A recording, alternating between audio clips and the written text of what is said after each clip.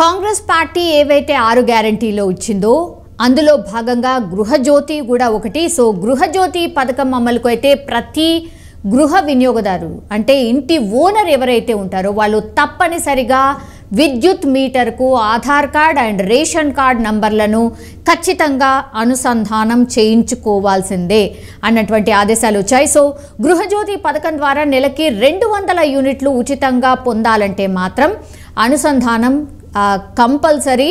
విద్యుత్ బిల్ తీసే సమయంలో సిబ్బందికి ఆధార్ అండ్ రేషన్ కార్డ్ నెంబర్లను చూపి దెన్ విద్యుత్ సర్వీస్ నెంబర్లకు అనుసంధానం చేయించుకోవాలని సూచిస్తూ ఉన్నారు.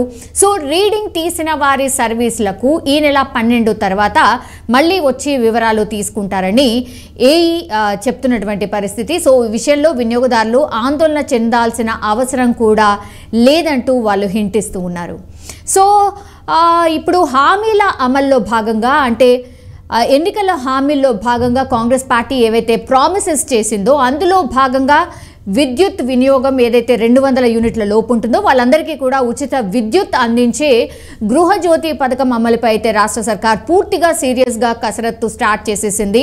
ఎందుకంటే సంక్షేమ పథకాల అమలు కోసం అయితే ప్రజాపాలన అభయహస్తం పేరుతో ఇప్పటికే ప్రజల వద్ద నుంచి అప్లికేషన్స్ భారీ ఎత్తున తీసుకున్నారు. ప్రభుత్వం వారిని పూర్తిగా డాటా ఎంట్రీ కూడా చేసేసింది. దెన్ ఎవరు అర్హులు ఏంటి అనేది కూడా స్పెసిఫిక్గా వడబోత కార్యక్రమం అయితే పకడ్బందీగా జరుగుతోంది. సో ఈ క్రమంలో భాగంగానే ఉచిత విద్యుత్ అందించే గృహజ్యోతి పథకం కేవలం ఇంటి ఓనర్లకే వర్తిస్తుందని, రెంటుకున్న వారికి ఇది వర్తించదని సోషల్ మీడియాలో అయితే భారీ ఎత్తున ప్రచారం జరుగుతోంది. సో చాలా మందికి ఈ విషయంలో డౌట్స్ కూడా ఉన్నాయి. కేవలం ఇంటి ఓనర్కి మాత్రమే ఇది వర్తిస్తుంది. అందులో సపోజ్ 2 ఫ్లోర్డ్ బిల్డింగ్ అనుకోండి. సో ఖచ్చితంగా 3 మీటర్లు ఉంటాయి.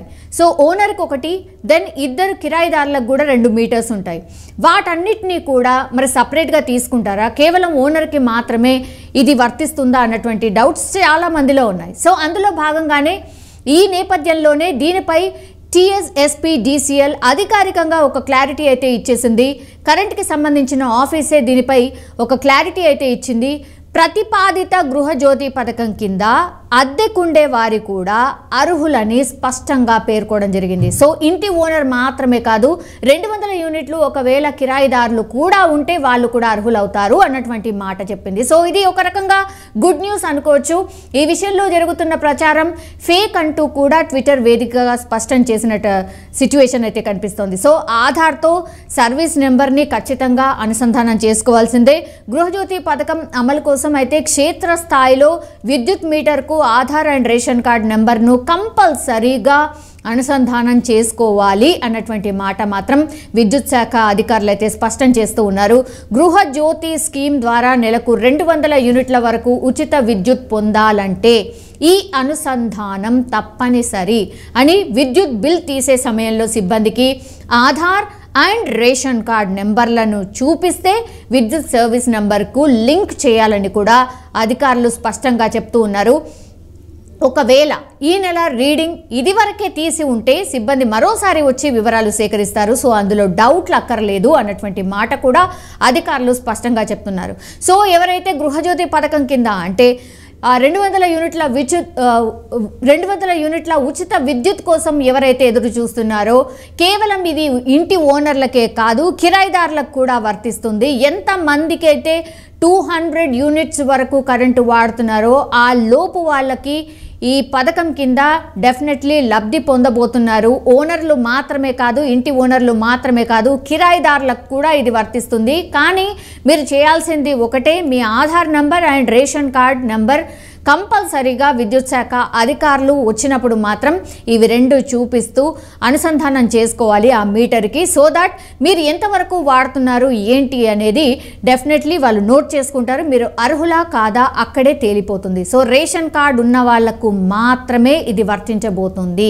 అంటే బిలో పావర్టీ లైన్ ఎవరైతే ఉన్నారో ఇప్పటి వరకు గవర్నమెంట్ లెక్కల ప్రకారం అయితే 90 లక్షల రేషన్ కార్డ్స్ మాత్రమే ఉన్నాయి. అంటే గతంలో ఉన్నటువంటి 90 లక్షల రేషన్ కార్డ్ కార్డ్స్ ఏవైతే ఉన్నాయో ఆ రేషన్ కార్డ్ దారులకు మాత్రమే ఇప్పుడు ఈ గృహజ్యోతి పథకం వర్తించబోతోంది అని చెప్పకనే చెప్తోంది. మరి ఎవరైతే అప్లికేషన్ల ద్వారా మొన్న ప్రజాపాలన ద్వారా అప్లికేషన్స్ ఎవరైతే పెట్టుకున్నారో మరి వాళ్లకు ఎలా అన్నటువంటి డౌట్ కూడా వ్యక్తమవుతోంది. దీనిపైన కూడా మరి అధికారులు క్లారిఫై చేయాల్సిన అవసరం ఉంది. ఎందుకంటే 10 ఏళ్ల నుంచి ఒక్క రేషన్ కార్డు కూడా ఇష్యూ చేయలేదని, అందుకే ప్రజాపాలనను పెట్టి మేము ఇవన్నీ తీసుకుంటున్నామన్న మాట చెప్పారు. కాబట్టి చాలా మంది క్వశ్చన్ చేస్తూ ఉన్నారు, రేషన్ కార్డు మాకు లేదు, మరి ఇది వర్తిస్తుందా లేదా అంటే డెఫినెట్లీ నో.